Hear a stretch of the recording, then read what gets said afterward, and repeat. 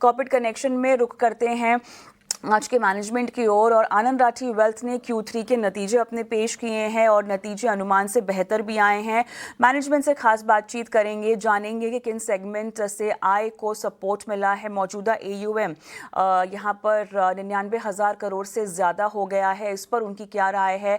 FY27 के लिए growth guidance क्या होगा, इसी पर बातचीत के लिए हमारे साथ कंपनी के CEO राकेश रावल भी जुड़ गए हैं। राकेश, आपका स्वागत है।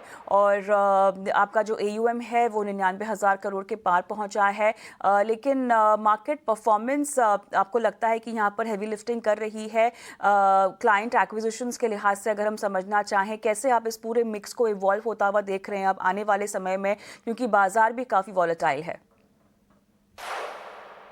तो ये जो हमारा ग्रोथ आई है, ये 50% मार्केट की वजह से आई है और 50% नए पैसे की वजह से आई है। तो आगे भी हम इसको ऐसे ही देखते हैं कि अगर हम एफर्ट करते रहेंगे तो हमारे पास नया पैसा ज़रूर आएगा, और इकोनॉमी अच्छा करती रहेगी तो मार्केट भी सूनर और लेटर वो कैचअप करेगी। तो मुझे लगता है कि ऐसा कोई उसमें रिस्क नहीं है। मिलजुल के दोनों हमें अच्छी ग्रोथ देंगे। यहाँ पर लगातार कहा गया आपकी तरफ से कि 30% पैट मार्जिन्स जो हैं वो काफ़ी बुनियादी तौर पर आप कंसिडर कर रहे हैं, लेकिन एक री इन्वेस्टमेंट का फेज़ जहाँ पर क्या लगता है आपको, किस तरह से अपने फ्रेंचाइज स्ट्रेंथ को हर्ट करते हुए आप आगे बढ़ेंगे? तो नॉर्मली हमने जो के लिए भी कहा है 20 से 25% कहा है। ठीक है, 30% तक आई है, क्योंकि उसके अंदर एफिशिएंसीज, किसी भी कंपनी में हर कॉस्ट के अंदर एफिशिएंसीज की पॉसिबिलिटीज होती हैं, वो हमने देखी और हमने उसमें काफी सारी की हैं। आगे भी हमें लगता है कि जो कॉस्ट एफिशिएंसीज की अपॉर्चुनिटी हर एक कंपनी में होती है, हमारी कंपनी में भी होगी, और वो हम जरूर करेंगे, जिससे कि हम अपने मार्जिन को इम्प्रूव करते रहें। ऐसा कोई स्पेसिफिक लाइन आइटम नहीं है, वो कॉस्ट की एफिशिएंसीज हर जगह मिलती हैं, और जहां जहां मिलती हैं उसको करते जाते हैं और मार्जिन इम्प्रूव करने की पूरी कोशिश करते हैं और करते रहेंगे।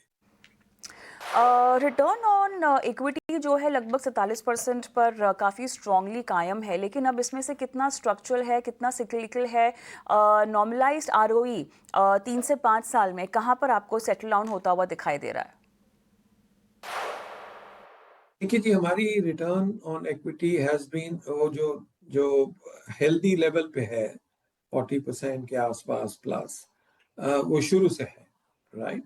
क्योंकि हमारा कैश जनरेटिंग बिजनेस है, और वो कैश जो हम जनरेट करते हैं उसके दो भाग हैं, एक रह जाता है और बाकी हम डिविडेंड दे देते हैं।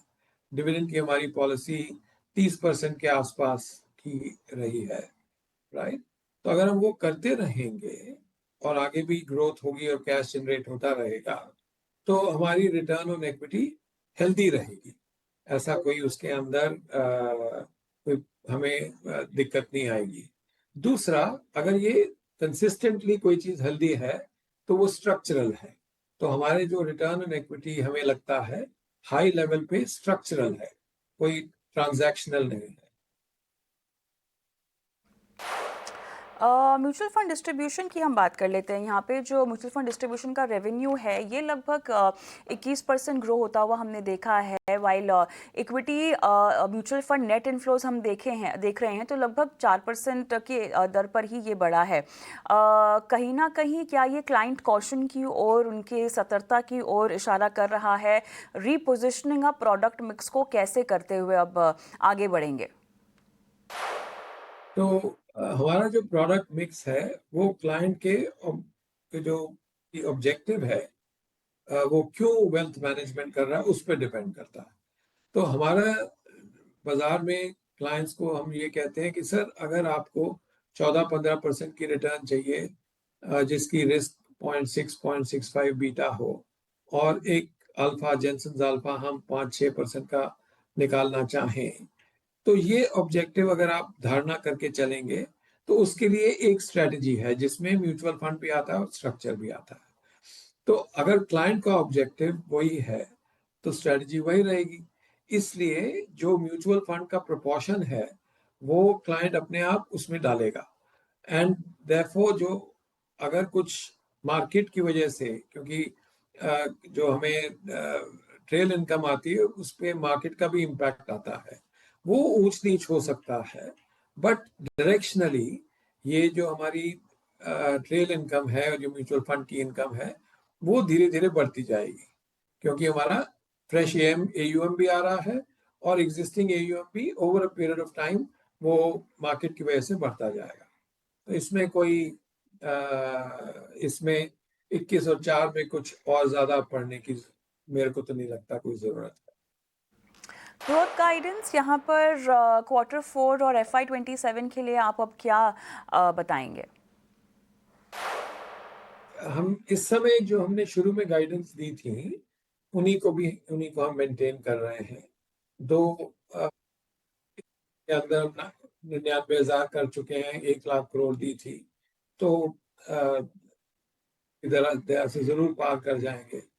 और प्रॉफिट और रेवेन्यू में भी हमारी जो एक्चुअल परफॉर्मेंस है 3 क्वार्टर की वो 75% से ज्यादा है।